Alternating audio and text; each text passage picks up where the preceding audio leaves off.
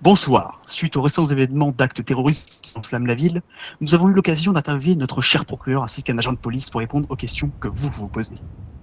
Bonsoir, ici Tom Adams du Weasel News. Je suis en compagnie de monsieur le procureur George Edwards pour parler de l'explosion de Davis et de la coupure d'électricité. Il va donc répondre à quelques questions dans le cadre d'une interview. Monsieur le procureur, nous allons donc passer à la première question. Pouvez-vous nous introduire ce qu'il s'est passé avant-hier à San Andreas? Pourquoi des citoyens, des travailleurs, des commerces ont été privés d'électricité? Eh bien, écoutez, déjà merci de m'accueillir ce soir sur ce plateau. Alors, ce qui a pu se passer, il y a 2 jours, c'est assez simple, un groupuscule, d'individus, a, pris en otage, des agents, au sein du poste de police de Davis. Ils ont placé des charges explosives, sur différents endroits, du bâtiment.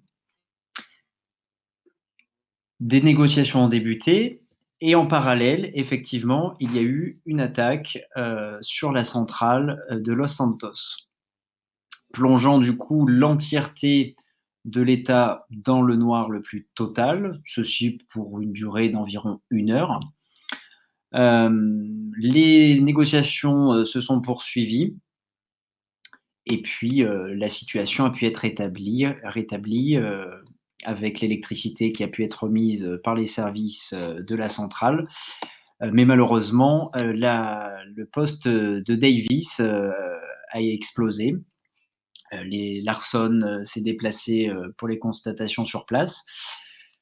Le bâtiment donc, est en cours de travaux. Il devrait réouvrir assez prochainement, pour le public.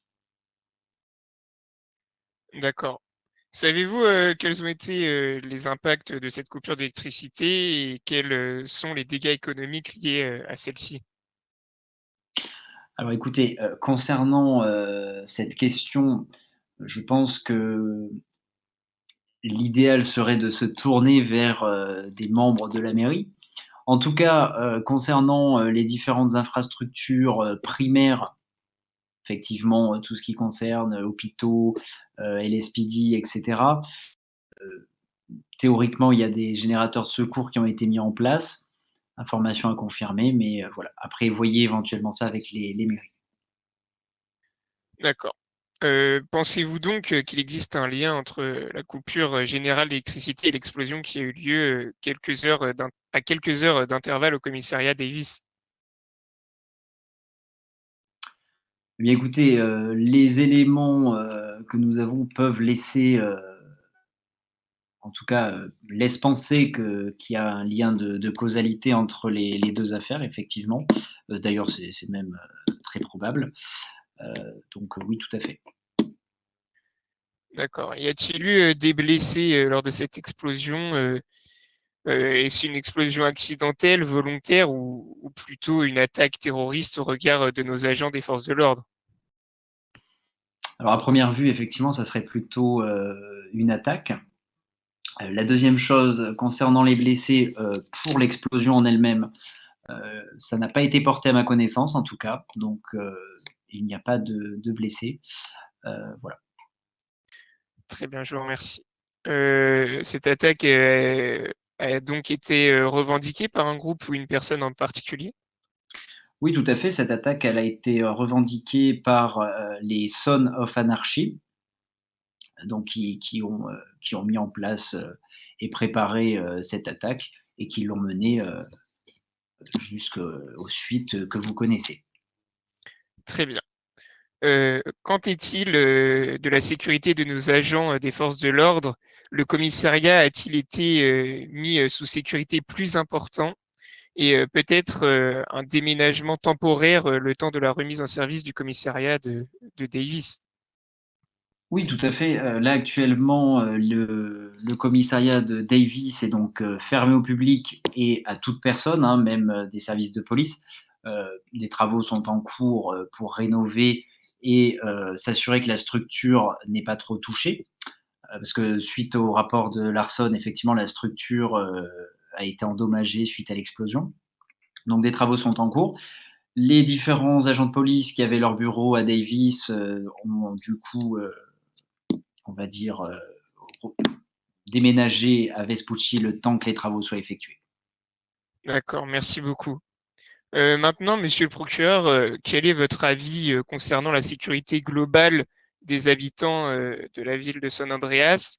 Parce que 2 évadés armés et dangereux, pour reprendre vos propos, des explosions, des coupures de ressources vitales, des multirécidivistes en liberté.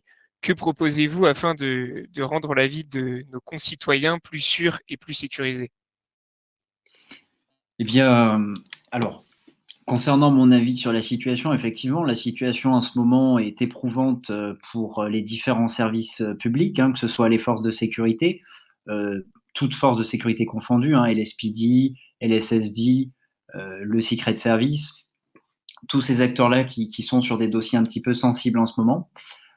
Donc déjà, je tiens à remercier d'une part leur courage et d'autre part leur dévouement, hein.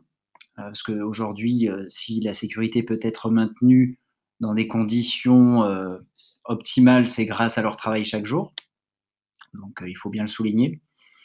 Après concernant la situation actuelle, oui, effectivement, la situation en ce moment est un petit peu compliquée. On a effectivement, comme vous l'avez souligné, 2 individus très dangereux et lourdement armés qui sont en cavale. Après, comme vous avez pu le constater, puis comme nos chers concitoyens peuvent le constater, tous les actionnaires des services publics font en sorte de les traquer et de prendre des dispositions dans ce sens-là. J'ai mis en place des avis de recherche pour pouvoir les retrouver avec une diffusion par vos services constante. Euh, on essaie d'être le plus transparent possible sur la situation. Notre seul intérêt aujourd'hui, c'est effectivement de pouvoir appréhender ces 2 individus et de pouvoir les traduire en justice et qu'ils puissent être incarcérés pour très longtemps au pénitencier de Bolingbroke. Après, concernant effectivement la coupure d'électricité et l'explosion, c'est des éléments encore supplémentaires qui viennent s'ajouter à la situation qui est déjà un petit peu compliquée au vu de Bison Futé et de Aigle Vaillant, qui sont leurs alias, hein. Euh, donc voilà, effectivement, en ce moment, la situation au niveau sécurité, elle est un petit peu compliquée. En tout cas, tous les services publics mènent des actions pour, tout le monde met sa pierre à l'édifice pour améliorer ceci. Après, je ne peux pas vous donner non plus toutes les actions qui sont mises en œuvre parce qu'évidemment, il y a un degré de confidentialité sur certaines choses, mais en temps et en heure, ces informations vous seront données. Eh bien, écoutez, merci beaucoup. L'interview touche à sa fin. Merci d'avoir répondu à nos questions, monsieur le procureur, et j'espère que cela aura permis une meilleure compréhension à nos chers concitoyens. Eh bien, écoutez, un grand merci à vous de m'avoir accueilli ce soir. Ça a été un véritable plaisir. Plaisir partagé. Donc, je suis avec un agent qui va pouvoir nous apporter quelques précisions en plus sur ce qui s'est donc passé auparavant. Eh ben, bonsoir à vous, Ethan Summers, agent 198, senior lead officer. Très bien. Donc pour commencer, pouvez-vous nous parler de la situation et comment se sont passées les négociations avec ce groupe?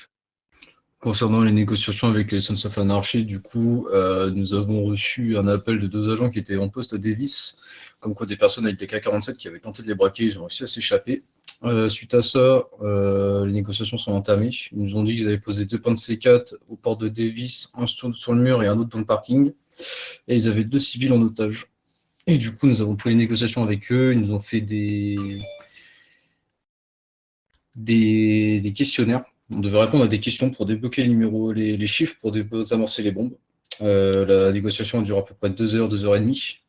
Suite à cela, après 2 heures et demie de creusage de tête, nous n'avons pas trouvé les bons numéros. Donc, ce cas-là, nous avons déclenché les C4. Les 3 civils qui étaient pris en otage n'ont rien eu. Par contre, le poste de Davis a bel et bien explosé. D'accord, merci beaucoup. Pensez-vous qu'il y a encore une réelle menace qui pèse sur nos concitoyens et si les Sons of Anarchy ne sont pas encore arrivés à leur fin? Alors, sans mentir, étant donné que je ne suis pas sur le dossier, je ne pourrais pas vous en dire plus là-dessus. Mais pour ma part, je pense que, effectivement, vu comment s'est finie l'opération par rapport à Davis le soir même, je ne pense pas qu'il soit encore en état de faire quelque chose d'aussi gros encore une fois. Donc, il y a eu une fusillade. Pouvez-vous nous renseigner sur les potentielles victimes du côté LSPD? Alors, du côté des Speedy, de ce que je sais, moi j'étais un des agents touchés, du coup, je crois qu'on a été 4 blessés, pas très grièvement, mais quand même des balles d'AK-47, ça laisse pas indemne.